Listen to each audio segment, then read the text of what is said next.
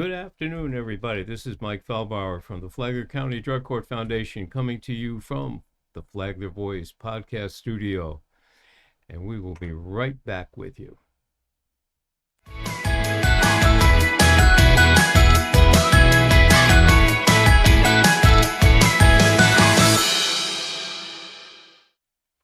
Again, Mike Feldbauer back with you from the Flagler County Drug Court Foundation. And today my guest is Stephen MacNeil. Stephen is a current participant in the drug court program here in the county and has agreed to come on and talk about what he's been through, how he got to where he is and where he's going to go, where he is now. So Stephen, say hello to everybody and give us a little bit of a background. Hello everybody, this is Stephen here. Where should I start? I guess what led me here was when I was very young, I would say 12 or 13, I started off drinking just to not exactly fit in, but I didn't like being myself, and I just wanted to be outside of myself basically. So drinking was really the first thing that led me to there, and I was probably a diagnosed alcoholic by the time I hit high school. And then eventually from there, it that wasn't quite cutting it. So I would say around 22-ish or so is when I started dabbling into more harder stuff. And I eventually landed on opiates. And that seemed to be the drug that my brain really, really enjoyed. That also it progressed pretty slowly. I started off just taking a couple Lortabs here and there, and I got the sense that it gave me energy and it gave me confidence and it made me feel like I grew up very a shy kid, so I was afraid of a lot of things. I was afraid of people, and when I was under the influence of opiates, that it gave me that false sense of confidence. And I fell in love with that. And, I stayed pretty much on that for 20 years now. I almost got a year clean. I have a year off of everything on the 28th. But, I was mainly into pills for the first 10 years or so. And then, that gets really expensive. And that's when I started to gravitate towards heroin because, it's a lot cheaper, but it's also a lot more deadlier too. And so yeah, I was the type of person that liked to ingest it nasally. Like I was a snorter. I didn't dabble with the needles ever, thank God. But yeah, just it's kind of insane to look back at it now because it's almost like it's almost kind of like being in a coma, like losing my 20s and my 30s to this addiction and now being snapped out of it. It's like waking up from a coma, like you lost 20 years of your life. And that's still something I kind of struggle with, because I want like to have like the family and kids and stuff. And I feel like people do that in their mid 20s into their 30s. But heroin is something that I held on to very tightly. It was like a friend of mine, and I wasn't a social user. I was a isolated user. And but just to fast forward a little bit to what led me to drug court, from last October of 2023 is when I started to overdose. I used for 20 years. I never overdosed. Like there's a difference between nodding out and overdosing.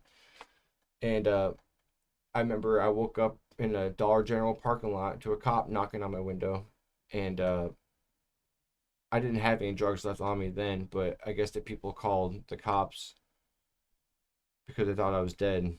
And I woke up, my family came and picked me up and grabbed my car, and you would think after then I would have woken up from like, what the hell am I doing, Mm-hmm. But it didn't. No, it didn't even faze me. Like I think I even went home that night and went back out to grab more. Which was what was happening was I was purchasing fentanyl and I didn't realize it. whether or not, I mean, I might have thought I was, but like I wasn't suicidal. I just didn't care if I lived or died. So I was like, it's whatever. Like, Yeah. but I would say 4 times from that October to January of last year, I overdosed like that 4 times. And Whoa. yeah, and the very last time I was leaving Walmart here in Palm Coast, and I did a little bit as I was leaving, and on my way home, I started to overdose while I was driving. Ooh. Yes. I vaguely remember hitting the median, and I got onto my street where my street is off of, and that's when I really started to black out. I remember hitting something, and then the next thing I know, I see red and blues behind me. Now I didn't realize for the last 3 miles, officer on his way home was following me in his cop car. So he pulled me over. I don't remember pulling over, but from the memory of seeing the red and blues, the next memory was I woke up to red and blues everywhere from a fire truck, an ambulance. It was a cop rubbing my sternum and my chest because he just hit me with 2 hits of Narcan. That saved my life because I'm pretty sure I was gonna die then because it was bad. But yeah, I remember that, and I remember having probably the worst headache I've ever experienced in my life. And you know, they take me out of the car, and they bring me into the ambulance because they want to take me to the hospital because that's the what you should do. And while I was sitting in the back of the ambulance, I was rejecting the medical care. I was like, no, I just want to go home because I still had a little bit left in my car. I wasn't saying that, but that's what I was thinking. That is how sick this disease of addiction is, that you can almost die, and then 10 minutes later, all you can think about is I don't want to say is that next hit. Like that's really the only way I can put it. But so yeah, I rejected all medical care. I signed the paperwork. Um, I was so thirsty. And I kept on asking the guys, "Do you have a bottle of water?" They're like, "Nope, sorry, not gonna help you out, buddy." Because I was rejecting. Which kudos to them. Yeah, I probably would have said the same thing now.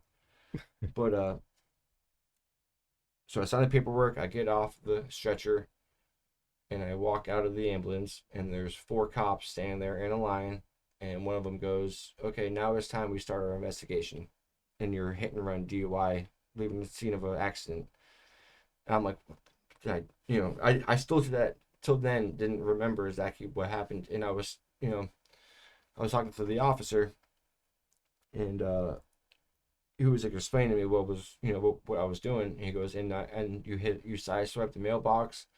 And mind you, this was on a Sunday evening, 6 p.m. Kids aren't at school. They're on their bikes. They're on the street. And he goes, that could have been a. And I finished his sentence with my hands in my face saying, oh my God, that could have been a little kid on a bike. Yeah. And I think that was kind of the turning point. Um, Once I realized, because it wasn't so much me that I cared about, but just the thought of taking someone else's child because of what I was doing is just that was kind of the instance where I kind of started to make the turn towards recovery.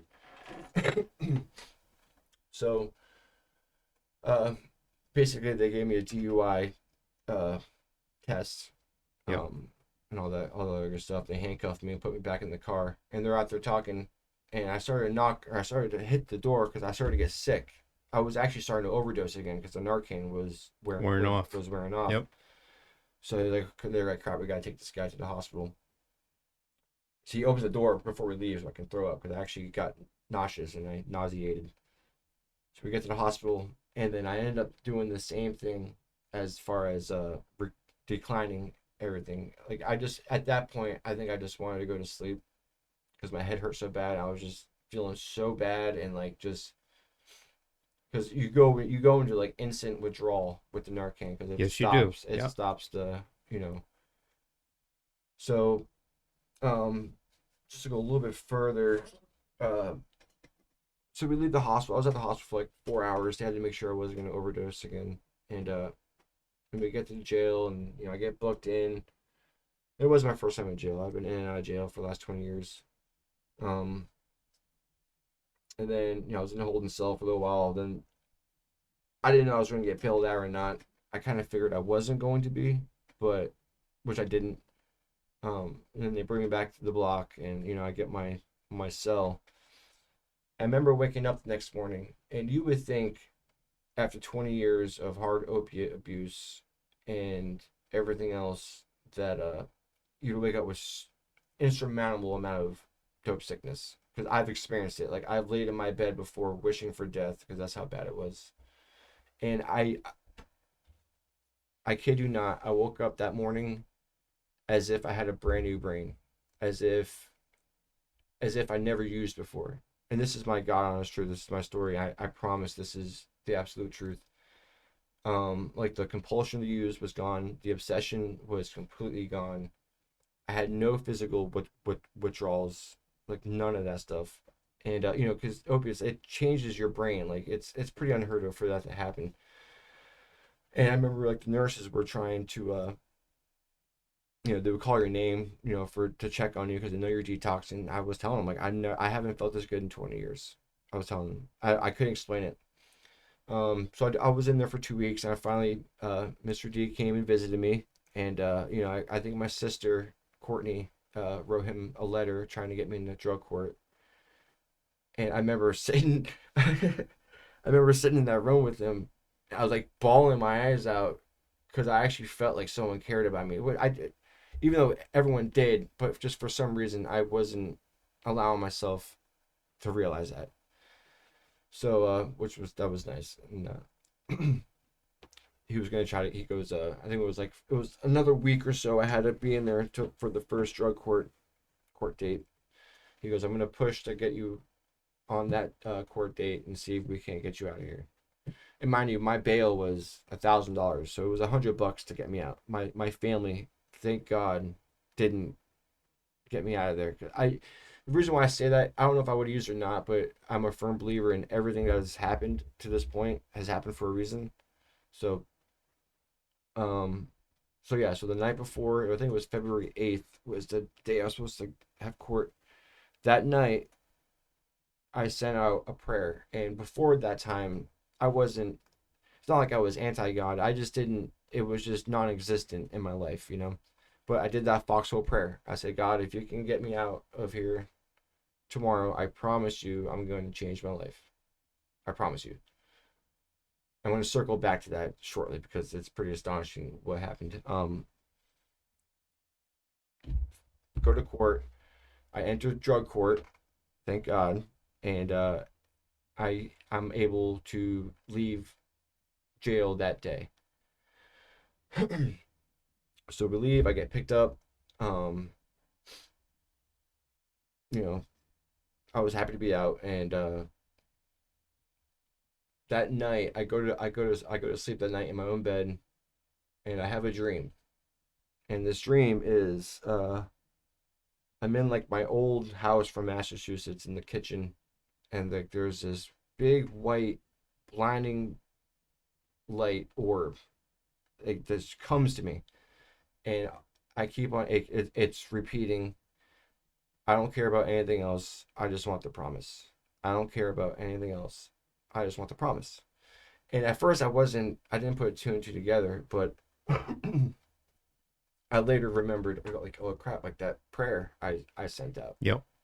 Like that, I get the goosebumps still thinking about it. And so that next morning I actually get back into contact with my best friend from childhood. His name is Michael Cotton. And I didn't know he was a Christian. He's a follower of Jesus. And I go over his house and we just start talking about it. And there wouldn't have been anyone else on this planet I would have had that conversation with. And then from that day on, I've been a reborn Christian, basically, and have came to Christ. And that's who I choose to be my higher power. If you're in the program of AA or NA, it doesn't need to be Jesus. It can be any higher power of your understanding, anything that you're allowed to surrender to, basically. But I think God has been working for me this entire time. Like that first morning when I woke up in jail, where I should have been Dead.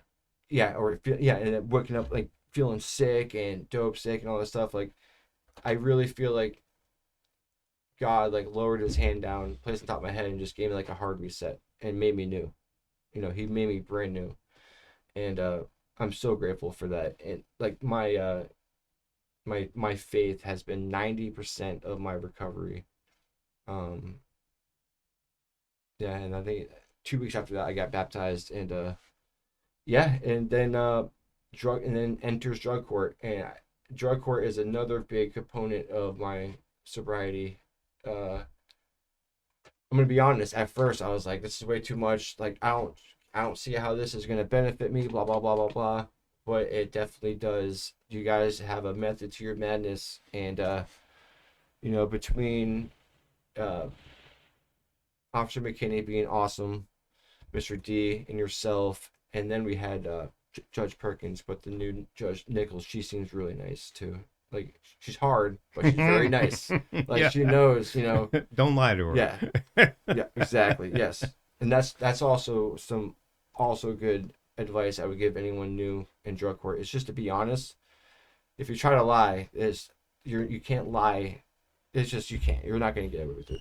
The facts are that most of us that have been participating in the drug court team, the team that puts together all the stuff, we've seen it all, we've heard it all. Mm-hmm. You can try all you want. You might get by a couple of times, but eventually it shows up. Yeah, and you're only cheating yourself too, honestly. And one of the biggest positive things you can do is if you screw up, admit to it. Mm-hmm. You've seen that. You've Yep. seen how the judges react to people that lie about something or admit that they screwed up, because they're human too. They know they screw up. Admit to the issue. Admit to the thing. As far as the God thing with you, I had a really good friend of mine up north who had been a severe alcoholic and drug addict up there, and he was married, had a child. His wife was determined that someday he would get fixed. Mm-hmm. So when people would ask her, "Well, why don't you leave Robert?" She said, "Because if I leave him, he'll find his recovery, and some other lady's going to get what I have." And I'm waiting, and she did. And he was in the hospital, okay? And it came upon him very similar to you. That was the last time he ever had a drink or any drugs.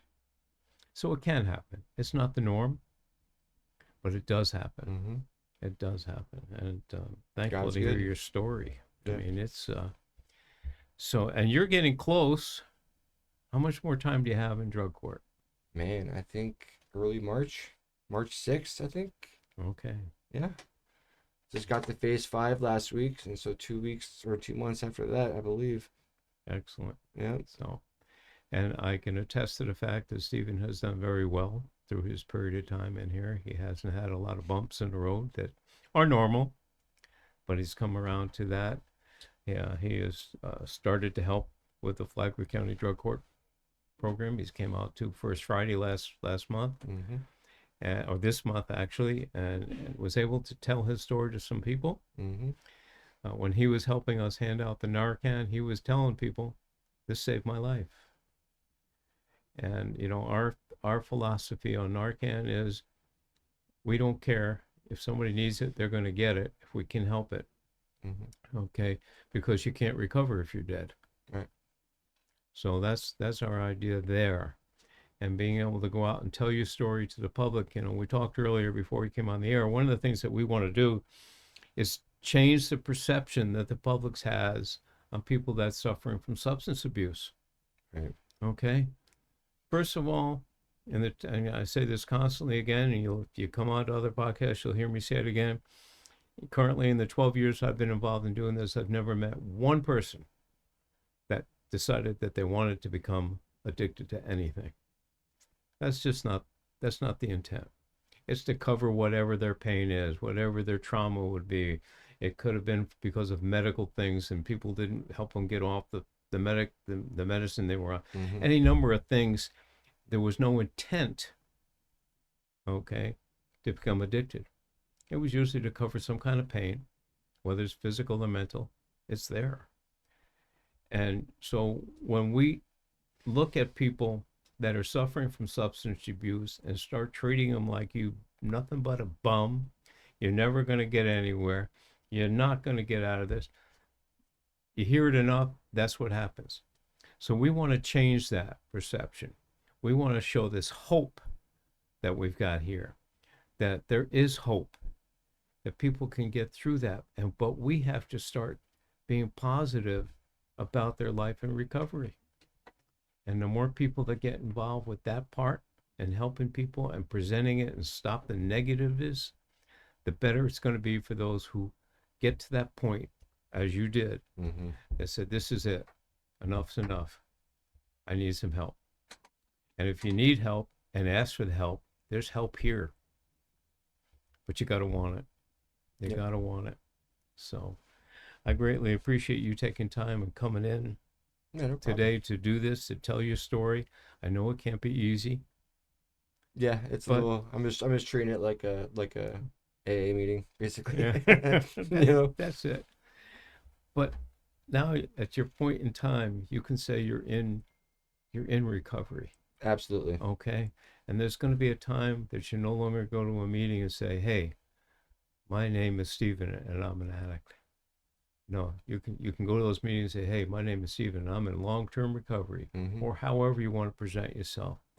You got to remember, even to others that have bumps in the roads or slips and stuff, never forget where you've been before you got to that point, because that always means you can get back. Mm-hmm. There's hope. Yep. There's hope. And if you're out there and you need hope and you need help, we can't always do what we need to do for you, but we can certainly direct you, hopefully, to the right place. Give us a call. My number is 401-864-6997. Or you can go at my email, which is mfeldbauer, that's F as in Frank, ELDBAUER @gmail.com, and we'll do our best. The other thing is, if you want to be part of the solution and you find that you have a heart to help people in recovery, also get a hold of us. Mm-hmm. We're always looking for people that can help us help those who need help. So if you're available to do that, please give us a call or get in touch with us. For those of you out there that are business owners in Flagler County, we've got a program called Club 100. We are looking for 100 Flagler County businesses that are willing to help support the Flagler County Drug Court program and what they do in helping people in recovery to join our Club 100. Club 100, again, is looking for 100 businesses that are willing to contribute $120 for the year. That'll take care of most of our budget requirements and enable us to do more and more for the people in recovery. Because our purpose of the Flagler County Drug Court Foundation, our primary purpose is to help people in the program, help them off and relieve some of the pressures that are on them so they can concentrate on their recovery. And a lot of that costs money. So we need your help. Again, Mike Feldbauer, 401-864-6997, or mfeldbauer, FELDBAUER, @gmail.com.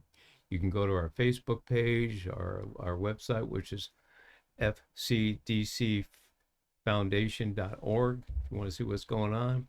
We're always down the first Friday down at Flagler Beach, the first Friday of the month. You can come down and meet the team and see what we're doing. So again, Mike Feldbauer from the Flagler County Drug Court Foundation, signing off from Flagler Voice Podcast Studio here in Palm Coast. Everybody have a great day.